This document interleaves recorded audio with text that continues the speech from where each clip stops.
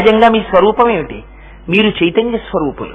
అమ్మవారు మీ నిండా నిండిపోయింది.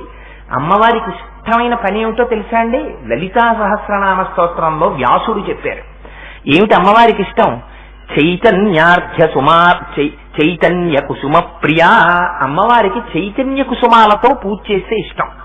చైతన్య కుసుమాలంటే అరవిరిసినటువంటి, అప్పుడే విరిసినటువంటి పువ్వులు, వాడిపోతున్న పువ్వులు. చాలా మంది పూజ చేసేటప్పుడు నేను గమనిస్తుంటాను, ఇది దేవాలయాల్లో కూడా జరుగుతున్నటువంటి అపచారం ఇవాళ రేపు తెలియక.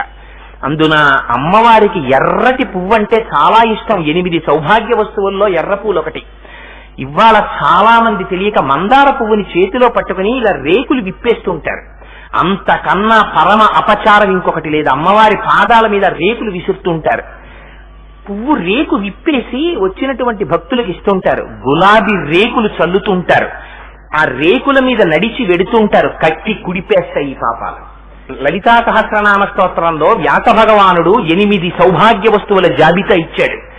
ఉప్పు, పెరుగు, తాటి చెట్టు, ఇలాంటివి 8 వస్తువులు ఉన్నాయి. వీటి జోలికి వెళ్ళకూడదు ఇప్పుడు. వాటిల్లో అమ్మవారి యొక్క అనుగ్రహం ఉంటుంది. ఆవిడ చైతన్య కుసుమ ప్రియ.